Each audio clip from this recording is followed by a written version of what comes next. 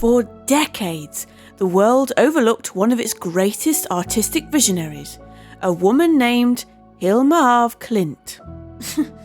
Well, that's never happened before. Hilma, who painted in secret, created bold, abstract compositions long before modern art embraced abstraction. While others followed convention, she listened to unseen forces, blending geometric shapes, radiant colours, and spiritual symbolism into something entirely new. She wasn't just making art, she was capturing cosmic revelations. So she hid her paintings, instructing they remain unseen until society evolved. Today, as her masterpieces finally receive the recognition they deserve, let's together uncover the forgotten genius who reshaped art history before the world even knew it was changing. So are you ready? Then let's hit it. Hilma of Klint was born on 26th of October 1862 in Stockholm, Sweden, into a respectable family headed by Captain Victor of Klint, a naval commander, and Mathilda of Klint. As the fourth child in the family, Hilma spent her early years in an environment brimming with discipline and tradition.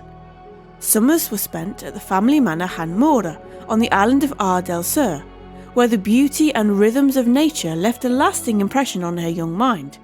It was in these beautiful surroundings that she forged a deep connection with natural forms and landscapes, a relationship that would later inform both her conventional and abstract works. Receiving a formal artistic training at the Royal Academy of Fine Arts in Stockholm, Hilma honed her ability to capture the Swedish countryside, produce finely drawn portraits, and create intricate botanical studies. These works, which brought her public recognition and reliable income, adhered to the academic traditions of the period. Yet, even as she mastered the art of precision and realistic representation, an inner longing for something transcendent began to stir within her. While her commissions and public exhibitions showcased her conventional talent, Hilma's restless spirit sought artistic expression that lay beyond the mere replication of visible reality. And this was a first in Western art.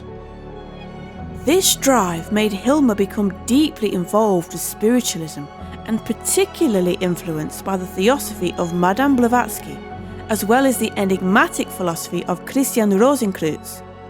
From as early as 1879, she started experimenting with spiritual investigation, seeking to contact invisible forces and higher realms of existence.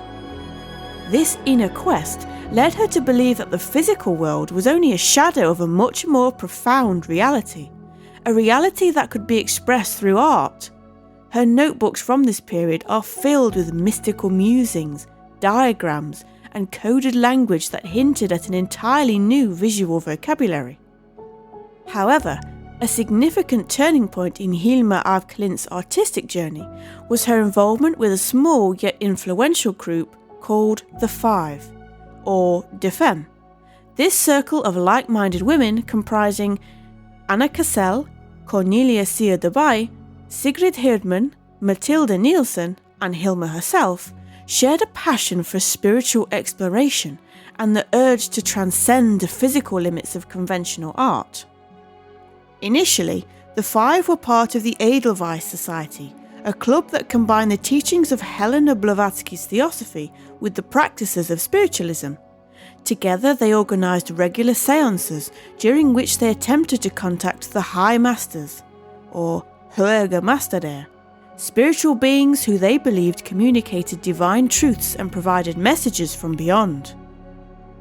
It was during these sessions that Hilma of Klint first experimented with automatic drawing, a technique that allowed her subconscious to guide her hand without interference from rational thought.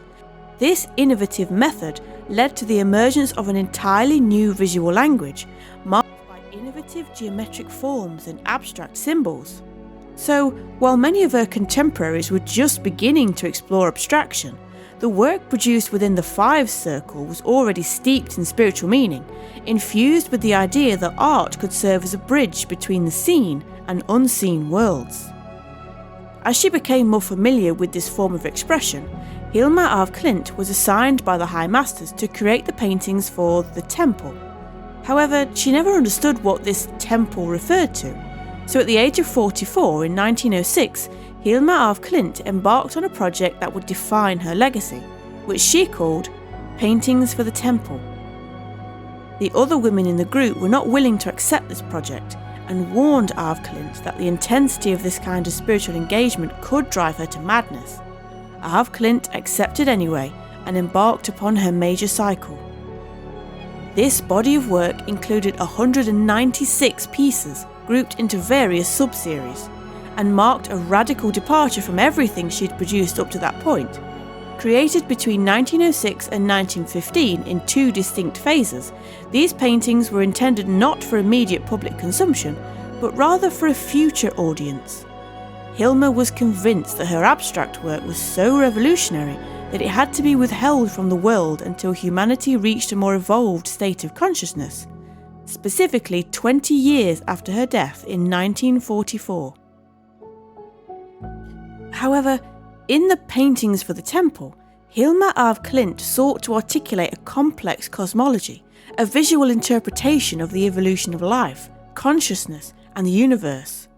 One of the most ambitious sub-series within the project, titled The 10 Largest, comprised monumental canvases. These 10 expansive works, all painted in 1907, depicted the journey from the innocence of childhood to the culmination of old age. Each painting, with its segmented circles, bisected helixes, and delicate spectrum of lightly brushed colours, served as a mediation on human existence and the evolution of consciousness. The size of these canvases was itself amazing. Each measured approximately 240 by 320 centimetres, demanding the viewer's full attention. The sheer scale of the paintings was meant to evoke a sense of awe and wonder, mirroring the vastness of the spiritual realms that Hilma sought to capture. Her approach in these works was unique. She claimed that her paintings were created without any preliminary sketches or conscious planning. In her notebooks, she recorded that her brushstrokes seemed to be guided by an unseen force, a force she attributed to the messages from the High Masters she always sought to communicate with in her seances. The pictures were painted directly through me, without any preliminary drawings, and with great force. I had no idea what the paintings were supposed to depict. Nevertheless, I worked swiftly and surely, without changing a single brushstroke. She once wrote.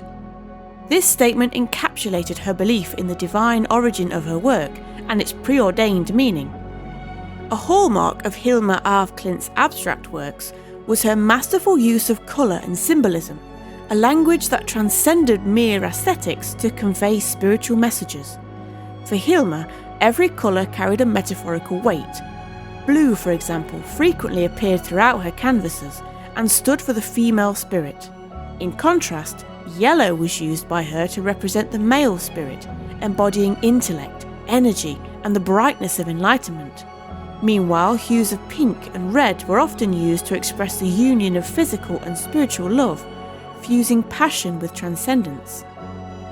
In addition to her innovative colour palette, Hilma's work was filled with symbolic geometrical elements. Consider the popular circle in her compositions, a form that signifies unity, wholeness, and infinity. The circle appears as a continuous loop, evoking the internal cycles of life and the cosmos. Often paired with the circle, Hilma used squares and triangles to represent structure and the human impulse to impose order on the chaotic forces of nature. Even the spiral, a symbol found in countless ancient cultures, features prominently in her work. The spiral signifies growth, evolution, and the dynamic nature of existence, seemingly capturing the progression of time and the unfolding of consciousness. Moreover, the swan and the dove, names of two series of the Paintings of the Temple, are also symbolic, representing respectively transcendence and love. So that's why her paintings are often described as diagrammatic, almost resembling blueprints for spiritual realities. The shapes and letters etched into her canvas are not random. They are carefully conceived metaphors meant to act as gateways to other dimensions, offering a glimpse into the labyrinth of the inner and outer worlds. Next, after completing the works for the temple, Hilma didn't abandon her pursuit of abstract expression. Although the spiritual guidance that had once directed her was said to have ended with the completion of the temple series, she continued to explore abstraction on her own terms. In her later years, she experimented with other mediums, including watercolours, and produced smaller works that delved into different themes. One of these pieces examined the standpoints of various world religions at different historical times, while others focused on the duality between the physical and the abstract realms. Her later paintings maintain the signature qualities of her earlier abstract works: bold, symbolic use of colour and geometric forms, but they also incorporated a new level of nuance and experimentation. So the evolving style reflected Hilma's continuous effort to understand the mysteries that had captivated her since childhood. As she matured as an artist and mystic, her research extended into subjects such as atomic theory and the interconnectedness of nature, further informing her unique visual vocabulary. Her notebooks, of which she produced more than 150, are filled with intricate diagrams, philosophical statements, and meditations that reveal the depth of her inquiry into the nature of reality. And even as the Anthroposophical Society's theories began to influence the broader art world from the 1920s onward, Hilma remained true to her own personal vision. Perhaps one of the most fascinating aspects of Hilma af Klint's career was her intentional concealment of her abstract work. Fully aware of how radically different her spiritual abstractions were from the public taste of her time, she made a definitive choice. Her life's work was not to be revealed until long after her passing. She believed that society was simply not ready to comprehend the profound messages contained within her paintings. Thus, by demanding that her abstract work remain hidden for 20 years after her death, Hilma positioned herself as both a guardian of secret knowledge and a visionary anticipating a future era of enlightenment. For decades, her groundbreaking paintings lay in obscurity, overshadowed by the more publicly acclaimed works of male abstractionists such as Kandinsky, Malevich, and Mondrian. It was only with the resurgence of interest in non-traditional art forms in the late 20th and early 21st centuries, and with pioneering exhibitions like the 2018 Guggenheim Hilma af Klint Paintings for the Future exhibition, or the 2021 Art Gallery of New South Wales show, The Secret Paintings, that the full scope of her genius began to be appreciated.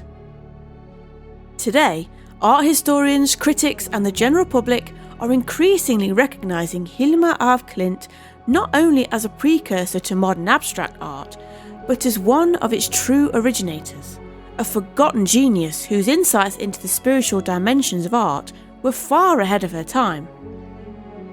In celebrating Hilma af Klint today, we honour a woman whose innovative spirit and cosmic vision radically transformed the limits of artistic expression. Her legacy reminds us that art, when infused with spirituality and a fearless desire to explore the unknown, can transcend time and convention. The secrets she preserved in oil, watercolour, and ink now continue to inspire new generations to search for truths beyond the ordinary, a search that in many ways is the essence of both art and life. So what are your thoughts about this forgotten genius who was far ahead of her time? Share with us in the comment section below. Also, if you like this video, share it with your friends and subscribe to our channel. Because we've got gold right here. Gold, I tell you!